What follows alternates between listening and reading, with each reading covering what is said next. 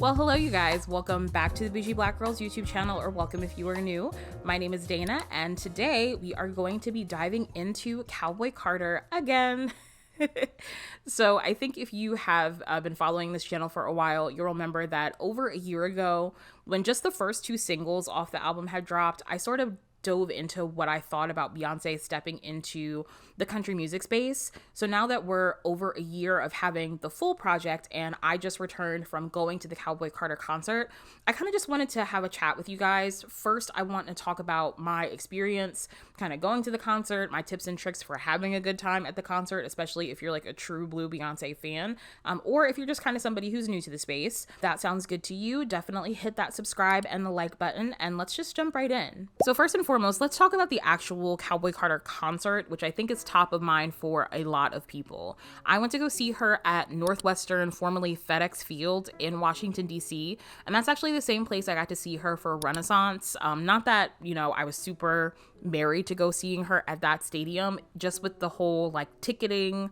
lottery competitiveness, it just worked out both times that is where I have been able to snag tickets. This is my third time going to see Beyonce. I also went to the On the Run 2 tour in 2018, and I will say of all three experiences, this is probably the best experience I had as a viewer. For Renaissance, we got 4 seats, which I'm very glad we did it. It's kind of one of those things where I think everybody should experience Beyonce in a floor or a pit setting at least once if you can kind of swing it. But the challenge with that setting is that we are both shorties. So Jelena is under 5 feet. I'm 5'4". Anybody who's got a slight heel platform is just a little bit on the taller side. If they stand in front of us, that's kind of it. So for some parts of the tour where she was immediately downstage, it was great. But for really seeing the whole setup, it was just difficult because we couldn't see past the few people in the rows that were in front of us. For this tour, we got the 4th or 5th row of the 100 section, and that view was fantastic. There were a couple of girls in our section who I think we're just making it not so great. That's a whole conversation about concert etiquette, which I will gladly talk about in another video. But overall, the viewing experience, getting to both see the setup of the stage, Beyonce and her dancers moving around the stage, and the screens, it was the perfect choice. I think if I do wind up going to Act 3 for Beyonce, I will probably be leaning towards the 100 sections again. It was the place to be. Quick rundown of the events of the day. So we got there at about 4:30, and we did decide to drive and pay for parking, and we parked right by the street. So instead of parking as close to the stadium as possible, we parked as close to the road to be able to exit onto the street and get out of the concert venue as possible. And what that did was it gave us a longer walk to the stadium, but it made leaving so much easier. After we parked, we took 15 or so minutes to take pictures in the parking lot. Then we walked over to the gates, got in line by about 4:45, 5 o'clock, and the gates to the stadium to let us into the venue opened at 5:30.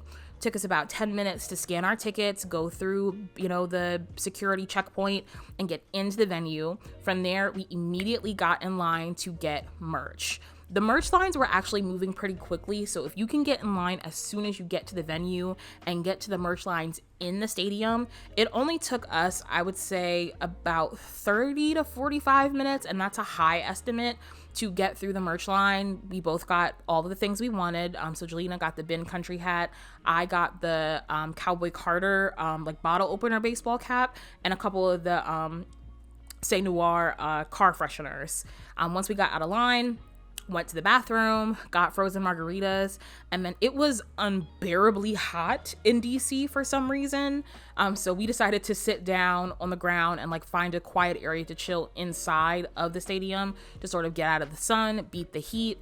Sat, chatted with some other fans for a couple of hours before we went outside to our seats at about 7:30. Show started promptly at 8:30. That is the thing I love about Beyonce. Weather permitting, she is always on time. The show was roughly about 3 hours, and we saw that Amen was the final song in the set list. We did look that up ahead of time. And so once the opening medley to that song started, we decided to not stay for the final song and immediately leave to hit the parking lot.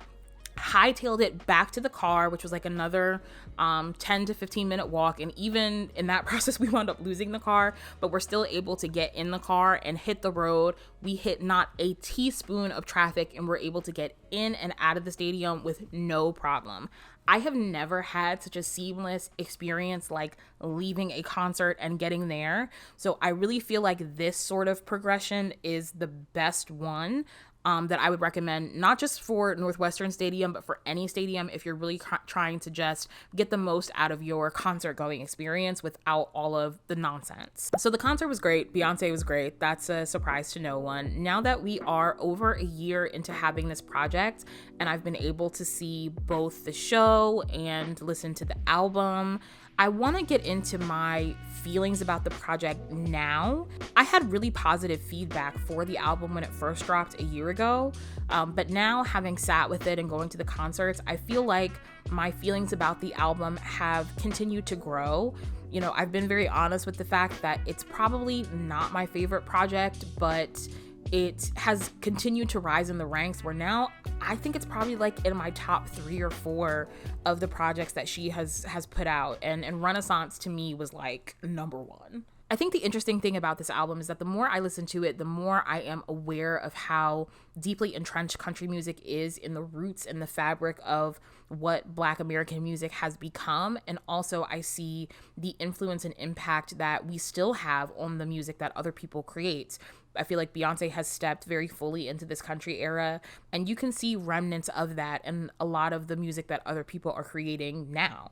And even before the Grammys decided to make this BS category of like classical country album and like new country album, which is obviously an immediate reaction to her winning country album of the year and album of the year, it really serves as a reminder that I think a lot of people need to take time and to sit with that all forms of popular music, especially popular music that has roots and connections to Black Americans, doesn't really have a purist state that people need to pedestalize so much, because these genres of music were made to mold and evolve and change, much like our community has been forced to do the entire time we have been in the United States. The other thing that you have to remember about Beyonce's music is that the songs really aren't done, if that makes sense, until she performs them live, because the way she will like flip, dip, and reverse these songs on the live stage will completely rewire the way that you engage with the music and that you want to listen to it.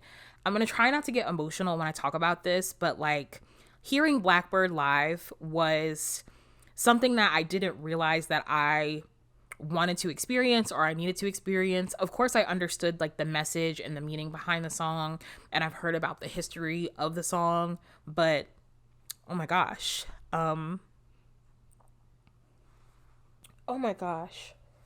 Getting to hear that song live in Washington, D.C., surrounded by Black women after the last several months that we have had in this country fed my spirit in a way that I didn't know I needed. And it's like, outside of the one friend that I went with, I don't know these women. I don't know what they went through to get to the concert. I don't know what they have to go back to after the show is over. But there is a shared level of understanding of how difficult it is to be a Black woman in America. So for us to just take those couple of minutes and sing that song together in that space was so meaningful to me. And I got emotional at the concert, which is not something I do often. I'm getting emotional now just because I think at a certain level, we all sort of just looked around at each other and we're like, it's not easy, but we're going to be okay. God. Okay, waterworks over. But like, I say all that to say, like, there is a certain level of like criticism and difficulty that you are subjected to as a Black woman on a daily basis. And as much as people want to act like, you know, certain isms and issues are over, they're not. You know, even as somebody with a very small following on this platform and on TikTok, I brace myself and expect people to say racist or sexist things about me just for showing up on the internet and having an opinion and having to exist and live in the world with that mindset and mentality. Even Black women that I don't like and I disagree with, there is a shared understanding that most of us have because of that lived experience. So that, I think, is just one of the many reasons why that album and then getting to experience that live is so important and so emotional for so many people. And I think that's another reason why this particular Beyonce project is so important and impactful both inside and outside of the United States. I hate the diaspora wars. I really try not to engage with them, but I have always really been grossed out by this conversation that certain people try to have about Black Americans and how we don't have a culture and we don't know where we come from and we don't have traditions and etc. But they love Beyonce. They go to her concerts, they buy her tickets, they play her music on a daily basis.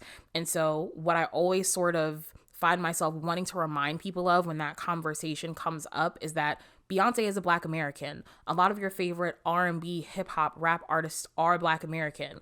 And so when you engage with our music, you're engaging with our culture.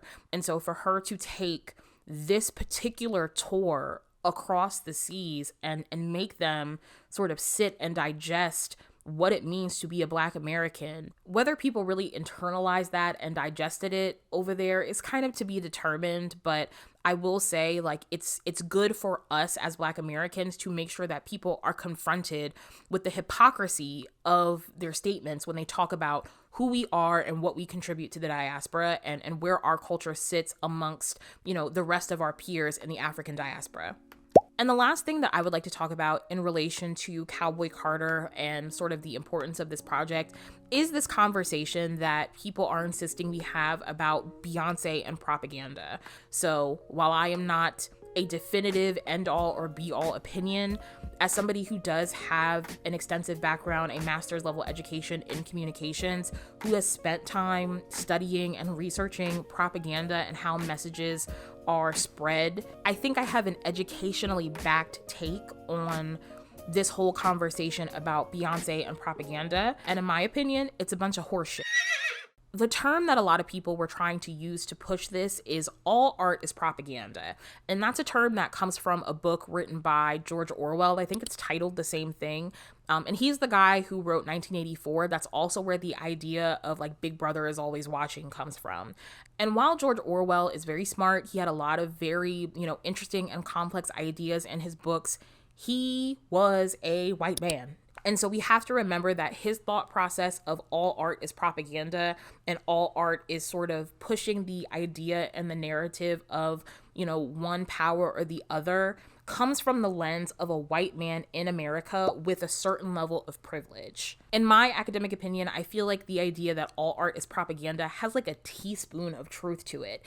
And most people don't have like the range, and they don't need to have the range to really be able to engage in that type of conversation, especially when you're slapping a big word like propaganda on it, which is a term that I think has a lot of subtext outside of the dictionary definition that you're going to Google and, AI is going to tell you what it means. And like, not for nothing, let's take off our academic hats for like 2 seconds and really just think about the context in which we are throwing around Beyonce as a propagandist in the year of our Lord 2025. There are real problems going on right now, okay? The powers that be are throwing real deal official wee woo propaganda at people on a daily basis. I'm talking like there is no war in Ba Sing Se type of propaganda going out on a regular basis. And so even if you did want to engage in that conversation of like Cowboy Carter is American propaganda, which it's not, it is inconsequential in comparison to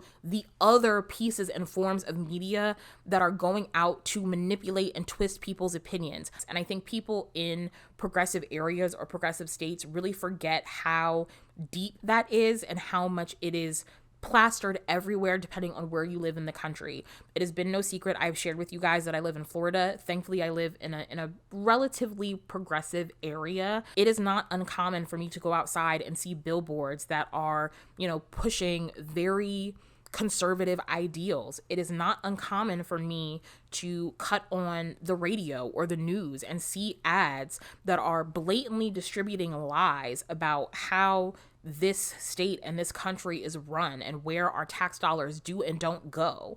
And so to equate this album that is very clearly, not even like subtly, steeped in Black Southern culture and what it means to be a Black American, to equate that to like what we all sort of generally understand to be propaganda, it's disingenuous, and you're doing it to drive up your engagement, and I don't like it. I think a more applicable and less disingenuous statement for us to use is all art is political. And I think that sort of statement is something that people can easily digest. We don't have to get into the nuances of what is and isn't propaganda, which most people really aren't aware of.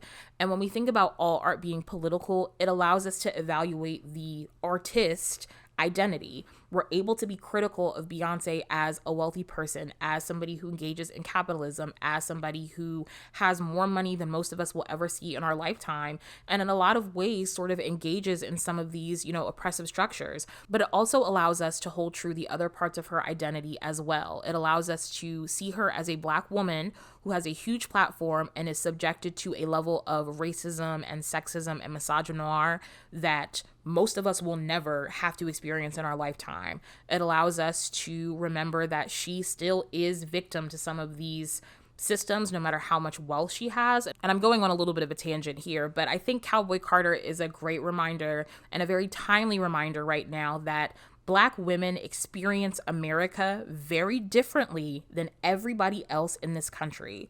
Something that I am constantly having to remind Black men and other non-Black people is that I am a part of the first generation of women in my family born with the right to vote. Me, my sisters, my cousins, we are the first generation of Black women in our family that are born with the right to vote.